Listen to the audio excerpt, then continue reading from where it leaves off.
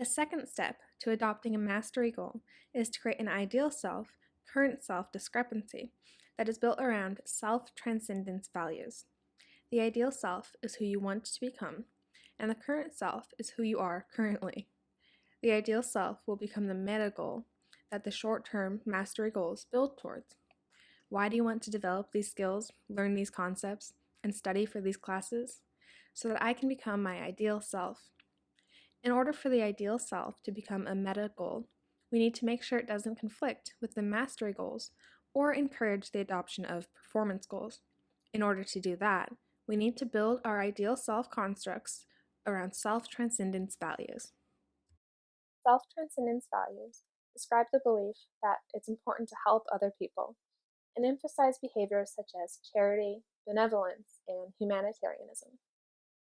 Self transcendence values encourage cooperative attitudes, framing our personal progress in terms of how well it contributes to a common goal. This ideal self is valued for what they can do to improve the lives of others.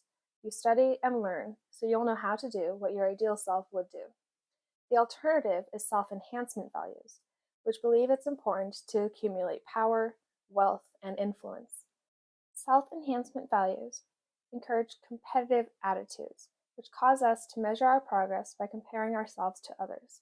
Competitive, others oriented comparisons can cause us to adopt performance goals even in the absence of entity beliefs of intelligence. This ideal self is valued for what they have, which externalizes the goal of becoming your ideal self. You study and learn so you can get the degree you'll need to have what your ideal self has. Your ideal self could be modeled after someone else who helps other people, or perhaps an extension of the ways you have helped others in the past. It could be a profession that provides an important service, or someone who can help your friends and family with the more complicated problems they're facing. Once you figure out what it is important to make a chronically accessible construct. Thankfully, it's easier to make the ideal self chronically accessible than to make the incremental beliefs of intelligence chronically accessible, since the ideal self can be visualized effectively. It is recommended to draw a picture that symbolically represents your ideal self. The symbolism is what matters. The drawing doesn't have to be good. A stick figure is capable of symbolically representing your ideal self. Drawing this picture while thinking about your ideal self in a calm and relaxed state will allow your subconscious to form an association between your ideal self and the picture you drew. The picture doesn't have to be detailed, and stick figures are more than enough for your subconscious to recognize it as a person. When you glance at the picture, your subconscious will quickly remember your ideal self until it eventually becomes chronically accessible. If this ideal is unappealing to you, you can use the same method we used earlier for internalizing incremental beliefs of intelligence. After creating your ideal self, it's time to note the differences between that ideal self and your current self.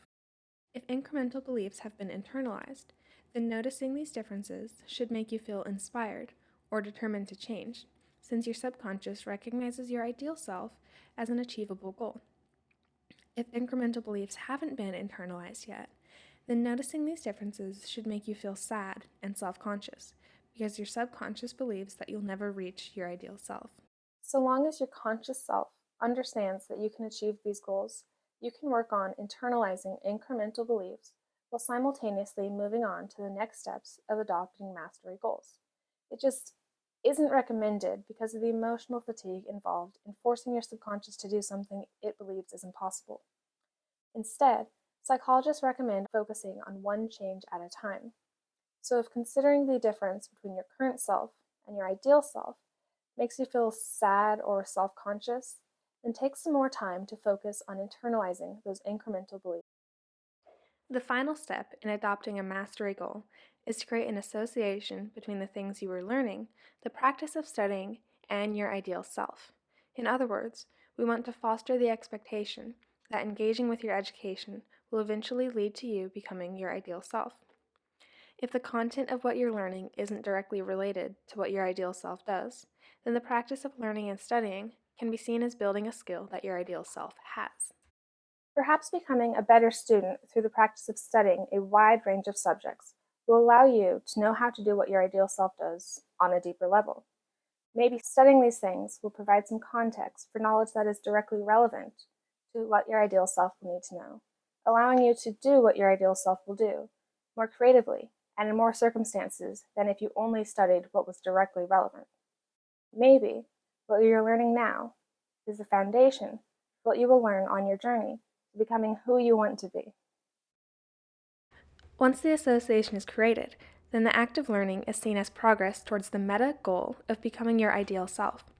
This association doesn't have to be internalized, since your subconscious will defer to you when it comes to long-term planning. All that is required is that you have a sense of certainty regarding the association. If you can clearly see how your current engagement with your education will lead to you becoming your ideal self, then your subconscious will listen. However, if there's a lot of ambiguity in the relationship, then your subconscious will ignore the mixed messages it's receiving. Free writing, discussing with friends, mind maps, and illustrations are all effective means of dealing with ambiguity. When you're certain that learning and developing these skills are important components of achieving your meta goals, learning and developing these skills become goals. These are mastery goals. To summarize, you adopt a mastery goal by internalizing incremental beliefs of intelligence so that your subconscious understands that your intelligence can change in meaningful and lasting ways.